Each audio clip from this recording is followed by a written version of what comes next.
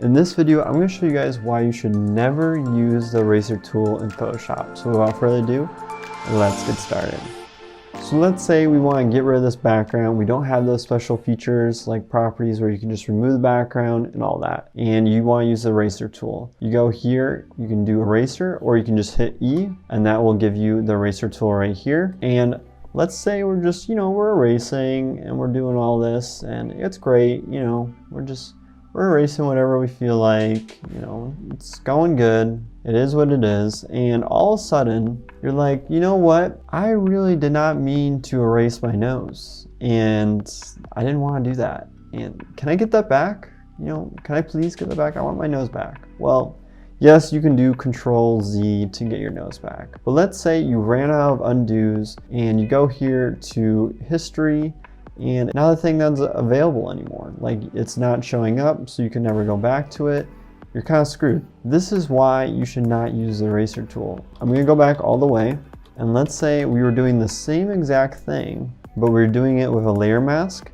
I was just getting rid of everything. And then I saved this file, closed out of it, came back in. I was like, oh my goodness. What was I thinking? Why did I get rid of my eyeball? Like, what the heck was I doing? Why did I get rid of my nose?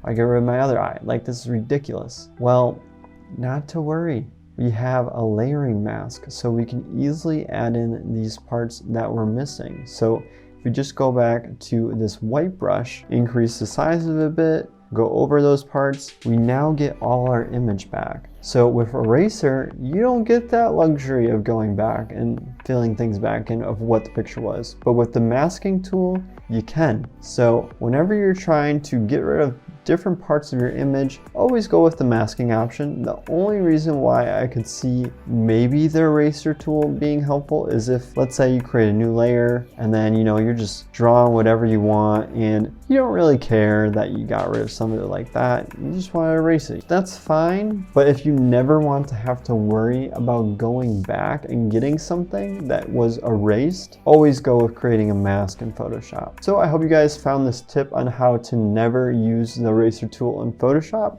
If you guys did like this video, make sure to give it a thumbs up, and if you could subscribe, I would greatly appreciate the support. Also, if you are interested in learning all things about PowerPoint, which I know this was a Photoshop tutorial, I do have a course on Udemy, so I have a link to that in the description below. But without further ado, I hope you guys have a great rest of your day, and I hope to see you guys in future videos. Thanks.